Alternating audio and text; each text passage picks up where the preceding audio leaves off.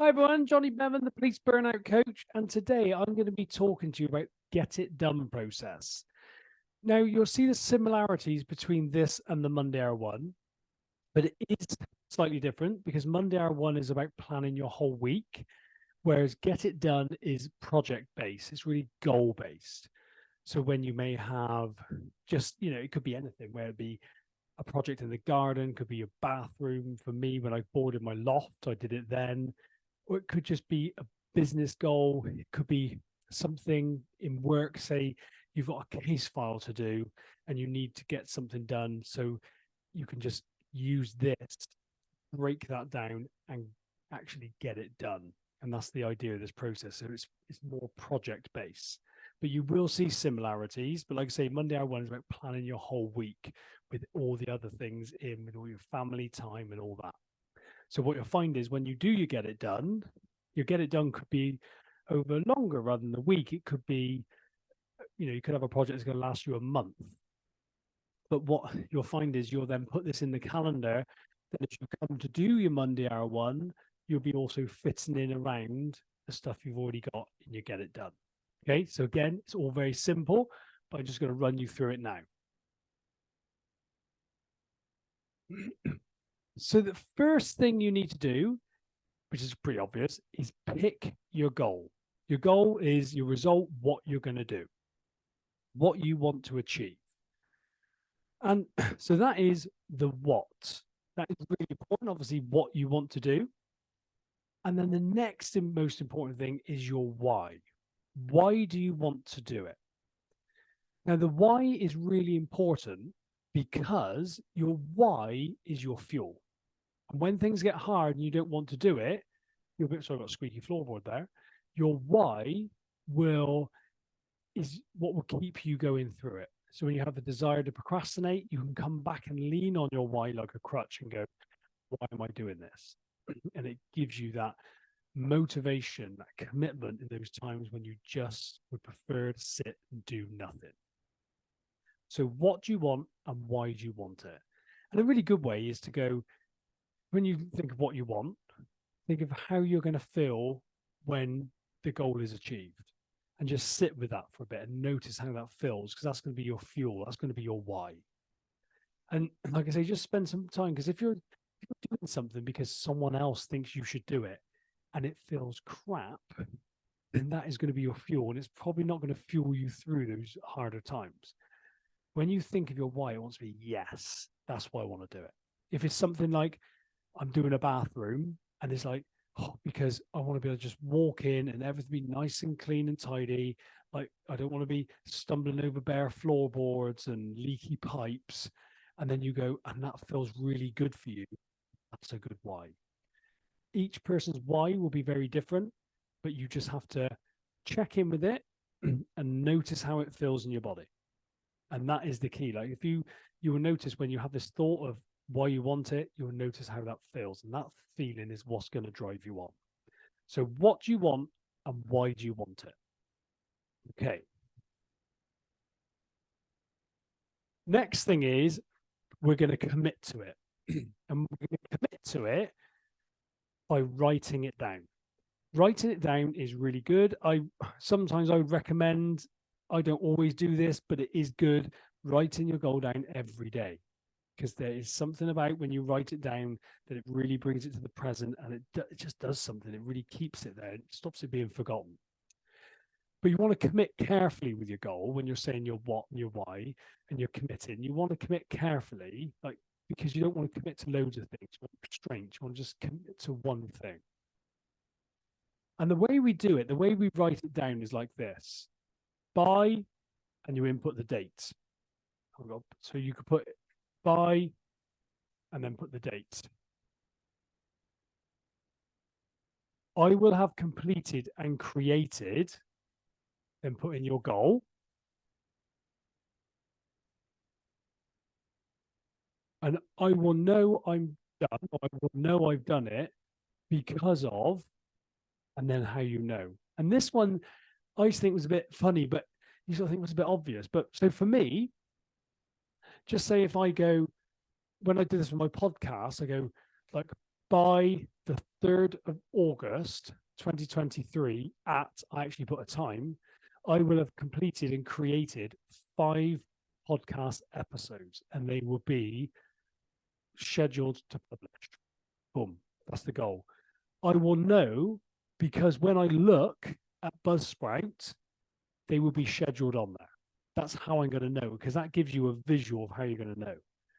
So like if you've got a project like a bathroom, you're going to know it's done because when you walk in, it's going to be completed and everything is going to be done. Okay. So it's by the date I've completed and created, and you put your goal, and I'll know I'm done. That's all. Boom. So you've got your what and your why, and you've committed to it. You've written it down. Put this somewhere where you can see it. Okay. Then step 3, have a little sip of water, is you're going to break down all the things you have to do to achieve your goal. So you're going to list all the things you have to do to achieve the result. I've sort of used goal and result sort of interchangeably here. But if you think of, you've got your big goal, so your big result you're going to get. And then in amongst that, there's going to be lots of little things you have to do, things you have to achieve. We'll call those the little goals. So you're going to list everything you need to do. Now, you're going to break everything down. And this is going to be everything you need to learn and everything you need to do. So when I was doing my podcast, I had to learn about Ferrite, one of the apps I was using. I had to learn about Audacity. I had to go and speak to someone who had done it before. And I listed all of this stuff. And when you get into it, you'll probably find, actually, there's quite a bit of stuff. Maybe if you're doing something for the first time, you're tiling a bathroom, you're going to have to watch YouTube videos on it. You're going to have to go and speak to someone about it. And you're going to list all of that, get it all out. And a good way to do it is to do it from the place of completion. You can go to that future self who's completed your goal, so imagine it completed, and go, how did they complete it? Working backwards. What was the last thing they did? You know, maybe if you're doing a project, maybe it's like, oh, they painted. Well, what before that, they put the skirting on, or they did the caulking, and then just whatever it is, you do break it down, and there's no hard and fast way. It's just different ways. You can either just randomly scattergun all these ideas out, or you can go, how did my future self complete this and work from the end result back to the start? And what you have is this long list of results, long list of actions, these little goals you have to do. Then step 4, which is something that people don't normally do, and this for me is like the secret sauce. It's the obstacles and the strategies. So you're going to have a list. You're going to split your page in 2. One side you have obstacles, the other side you have strategies. And you're going to ask yourself the question, what are all the reasons why I'm not going to get this done? So you're going to list all the reasons why you're not going to get this done. And it could be things physically in your way. So you could have work. You could have childcare. You may want to spend time with your kids. Then it may be sort of psychological things like your own self-doubt, your perfectionism. That perfectionism may get in the way. That when things go wrong, you might beat yourself up and judge yourself and want to give up. And list all these obstacles and really exhaust it. Really go to town. Go, imagine yourself doing the job and think, what is all the reasons why I'm not going to get this done? And then you're going to list all the strategies to overcome those obstacles. Now, sometimes, which is a good way, is you can come up with 3 strategies for each obstacle. But either way, you need to come up with one. So if you go like, so for me, one of mine is when I know if I'm doing, say, something new, like a podcast or something like that, one of mine could be, my obstacle would be perfectionism creeping in. So what's my strategy going to be? B- work. I'm going to, so I know to get over perfectionism, if I do B- work and I set a time that it's going to be completed by, which is what we're doing here, and I just honor that and get it done, perfectionism's done. And I just deal with the discomfort. That's that. I got that strategy. If I go, well, actually, I got kids running around, I might need to put something in place for someone to look after them. If I got mates calling me or got distractions of the phone, maybe I'm going to put the phone away. So each obstacle comes up with a strategy. Coming up with those strategies, again, go to that future self. How did my future self overcome this problem? Because it was overcome, because in the future is completed. How did we overcome it? And then put that down. So you're going to have this list of all your goals, your actions you need to do. Then you have a list of obstacles and strategies. Now, you're going to take those two lists. This is step 5. Your list of things, all your little goals you got to do, and your strategies. And then you're going to put those in order and you're going to prioritize them. Which ones you've got to do first. And then you're going to allocate a time for each one. And that could, like, if you've got to look at YouTube, you might go, I'm going to give myself 2 hours to research this. And a perfectionist will go, oh, I don't know how long it's going to take. It will take as long as you give it. Parkinson's law says, the amount of time you give, you will fill the amount of time you give. So if you go, this is the amount of preparation time I've got, and that's what I'm doing, that's what you've got. And this would be the hardest thing if you're a perfectionist. It was for me. But once you get into this, you'll find actually what you do is, instead of just working on jobs, you start completing jobs. So you've got your 2 lists, you've allocated your time, you've prioritized, you've allocated your time, and then you calendarize. Just like on the Monday Hour 1, you're then going to stick that in your calendar. And then, final one, you're going to stick to the calendar. Just like with the Monday Hour 1, when you come to it, you're not going to want to do it. And it doesn't matter if you don't want to do it, because you're just going to start. You're just going to watch those thoughts that come up and go, oh, I don't want to do it. It's really hard. Maybe I'll do it tomorrow. I haven't got enough stuff. Oh, it's nice out. I prefer to go for a walk.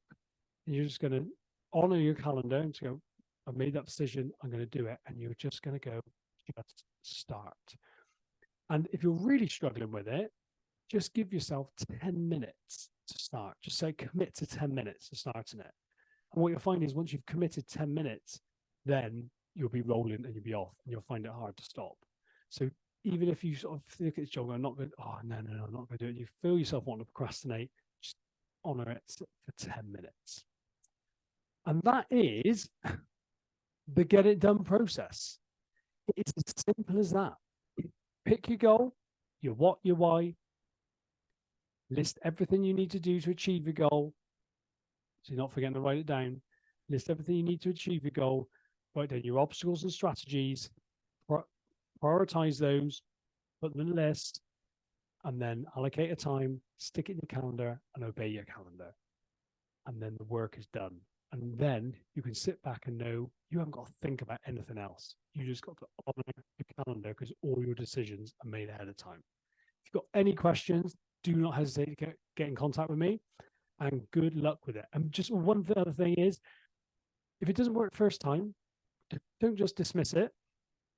Just ask these 3 questions. What went well? What didn't go well? What would I do different next time? And then use that to adjust it to fit to suit you. I can assure you this is a godsend. It will get you eating stuff and it will get rid of the overwhelm. And as soon as you start the job, you know it will be completed. Okay? I'll see you in the next one. Bye-bye.